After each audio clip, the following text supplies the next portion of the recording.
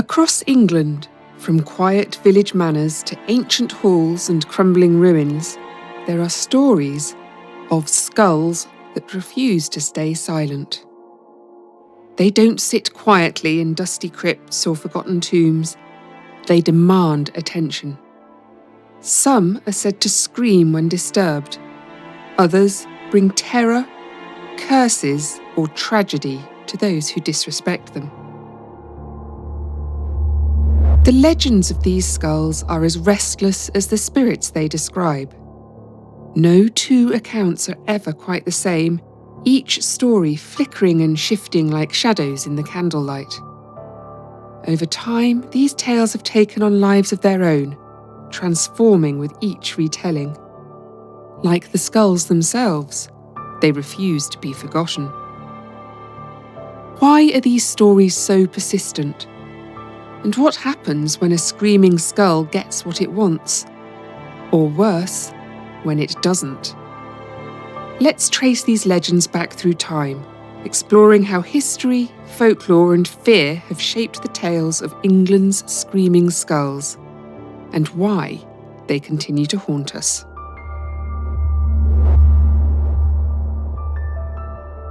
Burton Agnes Hall is an impressive Elizabethan mansion in Yorkshire, built by Sir Henry Griffith on the site of a family estate occupied since 1173.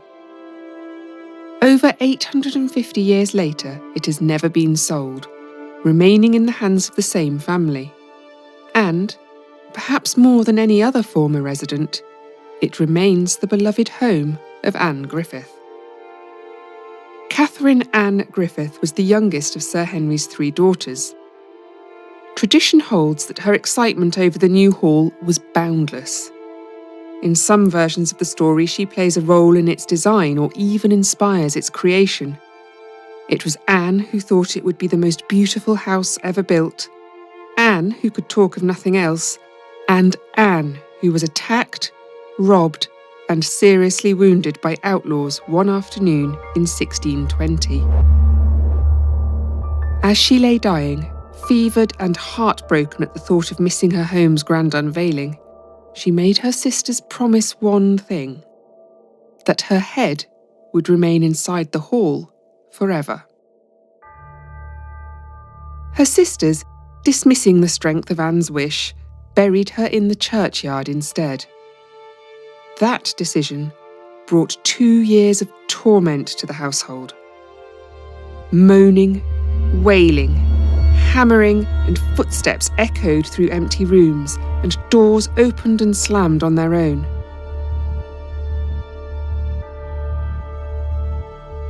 Servants fled in fear, and the sisters, beside themselves, asked the vicar what they should do. The only solution, it seemed, was to honour Anne's dying wish.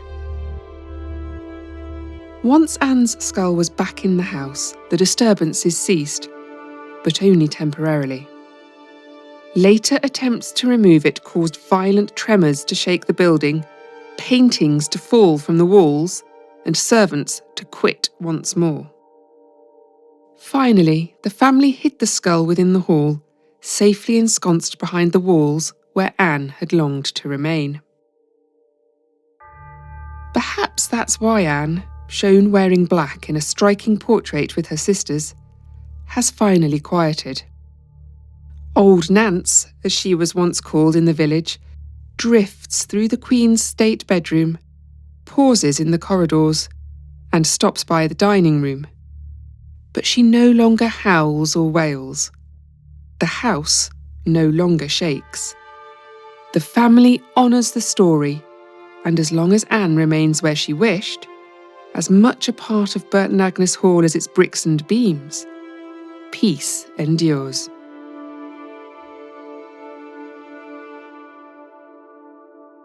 From the now tranquil grounds of Burton Agnes, we journey to Wardley Hall in Greater Manchester, a stately home known by some as the House of the Skull. Today it is the residence of the Bishop of Salford and the resting place of a rather unsettling relic. The beliefs surrounding this skull, displayed at the top of the main staircase, were first recorded in 1782 by antiquarian Thomas Barrett.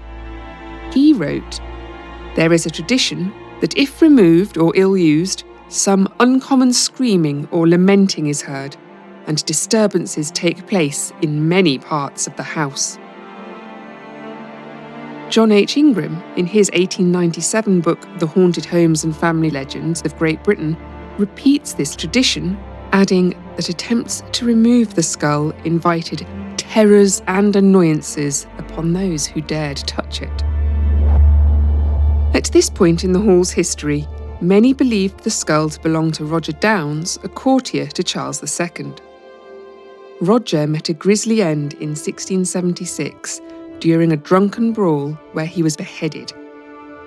His family, the Downes, lived at Wardley Hall, and the legend goes that someone sent Roger's severed head back to his sister to keep at the house. But why? Why would anyone do such a thing? And why, according to tradition, did Roger refuse to rest quietly? The answer, it seems, is that this skull didn't belong to Roger Downes at all. On opening the Downes family vault a century after Roger's death, his skeleton was found to be intact. So whose skull haunts Wardley Hall? In 1908, a new explanation emerged.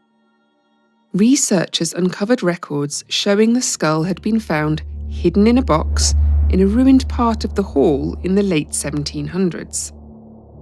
Mistaking it for an animal skull, a maid threw it into the moat. The result? A ferocious storm erupted, shaking the hall to its core, and only calming once the tenant fished out the skull and brought it back inside.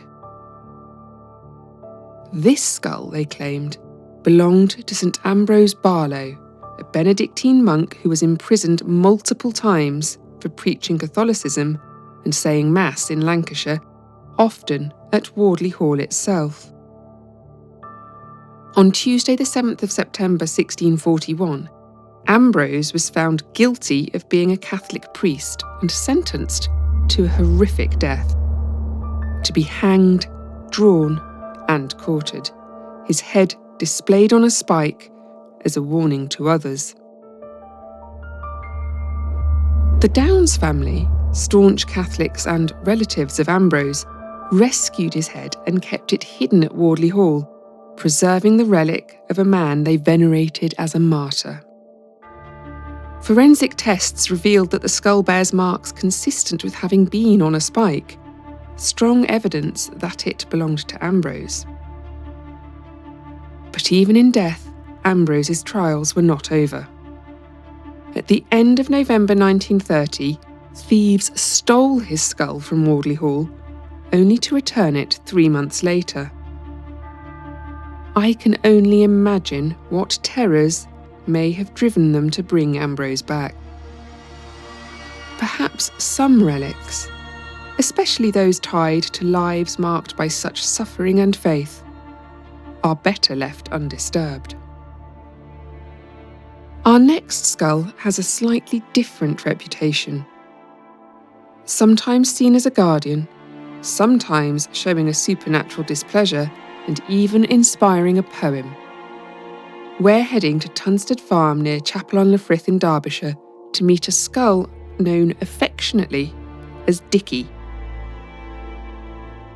Although I have to disappoint you right away, Dickie hasn't been seen since the late 1930s, when someone buried him in the garden. Apparently, the sheer number of curious visitors coming to see him had become too much to handle. Unlike the restless skulls of Anne at Burton Agnes or Ambrose at Wardley Hall, Dickie doesn't seem to have been too particular about whether he was inside the house or not, so long as he was somewhere on the farm. But woe betide anyone who tries to take Dickie off his land. Cows will dry up and become barren, sheep will develop rot, and horses will fall and break their knees. In 1863, when the London and North Western Railway planned a route to Manchester that would have passed near Tunstead Farm, Dickie intervened. The foundations of a bridge sank into a swamp, forcing the railway to divert away from the farm. Locals said it was Dickie's refusal to have his quiet afterlife interrupted. This uncanny event even inspired a Lancashire poet, Samuel Laycock, to write Address to Dickie, in which he chided the spirit for meddling with such affairs. But it seems that provided his farm is left in peace, Dickie has little interest in causing harm. A strange black dog, said to appear and vanish mysteriously while following people, is thought by locals to be Dickie's spirit keeping an eye on trespassers. As for the origins of Dickie's supernatural possessiveness, they may lie in his identity. It's said that Dickie is the spirit of Ned Dixon, who owned Tunstead Farm in the 16th century and was murdered by his cousin, who coveted the property. In one version of the tale, Dixon's spirit haunted the farmhouse until his grave was opened and his head brought back to the farm. In another, the skull reappeared of its own accord. It's not so difficult to imagine how a life cut short in such violence and a love for a home so fiercely held could leave its mark. That strength of feeling might be enough to anchor a spirit to the very place it fought to keep. And while Dickie's skull may now lie beneath the soil, its legend lingers. A reminder to all who hear it of the enduring ties between a man, his home, and the injustice that took it away. From Dickie's steadfast hold over Tunstead Farm, we move south to Somerset, to the village of Chilton Canterlow. Here, we find another skull guarding its home, though in a quieter, more reserved manner than some of the others in our tale.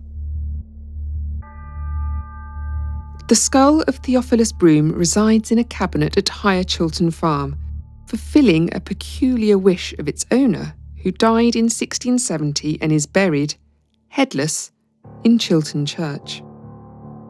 Like Anne at Burton Agnes Hall, Theophilus left behind clear instructions about the fate of his remains. And, like Anne, when his wishes were ignored, he made his displeasure known. According to local legend, attempts to bury Theophilus' skull outside the farmhouse met with ominous resistance. The 18th century historian John Collinson recorded that these efforts caused horrid noises, portentive of sad displeasure. On one occasion, a brand new spade snapped in the churchyard as the grave was dug. A polite but unmistakable warning from Theophilus. There is an inscription to Theophilus Brome in St James's Church, describing him as a man just in the actions of his life, true to his friends, forgave those that wronged him, and died in peace. Apparently, on opening his grave in the 19th century for restoration, the skeleton inside was indeed headless.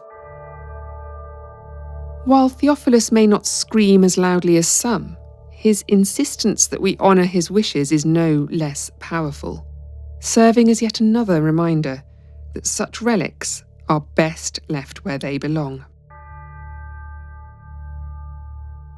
From the quiet resolve of Theophilus Brome at Higher Chilton Farm, we turn to the Dorset countryside, where Bettiscombe Manor seems an unlikely place for a screaming skull. Yet it is here that we find one of the most enduring stories of them all. An early written account of this haunting comes from Notes and Queries in 1872. J.S. Udall, in a brief paragraph, reports that the skull is carefully preserved in the manor, and that the superstition attached to it is that if it be brought out of the house itself would rock to its foundation, whilst the person by whom such an act of desecration was committed would certainly die within the year. 10 years later, Dr. Richard Garnett of the British Museum visited Bettiscombe Manor with his daughter and a friend, drawn by rumours that the skull would scream if buried. He wanted to test this, but the lady of the house refused. She did, however, share the tale behind the skull. It belonged, she said, to an enslaved individual who had demanded, before his death, that his body be returned to his homeland. When he was instead buried in the local churchyard, chaos erupted. Screams came from the grave. Strange noises echoed through the whole manor, and it seemed that the place was cursed by bad luck. Only when his body was exhumed did the disturbances cease, though the skeleton eventually disappeared, leaving behind only the skull. Over the years, the skull became the focus of many attempts to remove it. A former resident of the manor even threw it into a pond, only to be tormented by unearthly screams and tremors that forced him to retrieve it.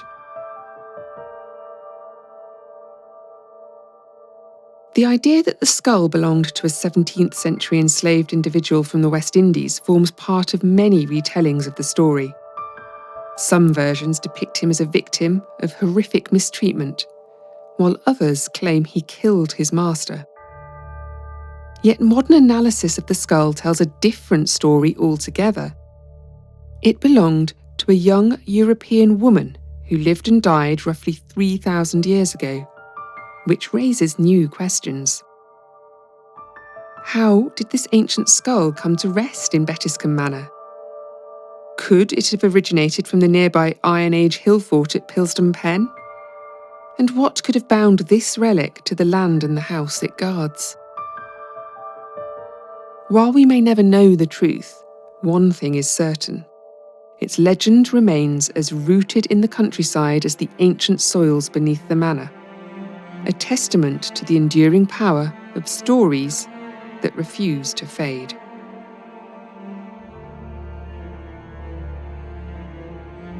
These screaming skulls are an established part of ghost lore, even if they're now quiet. But what is it about them that captures our imagination? That means we're happy to live with them on display, sometimes for centuries? Maybe it's that skulls are more than symbols of death. They have been vessels of wisdom, mystery, and transformation. Once thought to cure ailments, protect the living, or even bridge the physical and spiritual realms, they've long carried a weight far greater than their size. Perhaps it's this power that anchors the stories of our screaming skulls, keeping them alive as they shift and evolve with each retelling. These legends are as restless as the relics themselves, shaped by the fears and beliefs of the times they pass through. At their heart, they reflect our age-old dread of what happens when we disturb the dead, a reminder of the unspoken pact between the living and the departed. They echo across centuries, evolving from raw warnings about trespassing against those who have gone before, into richer stories about identity, injustice, and the places we call home.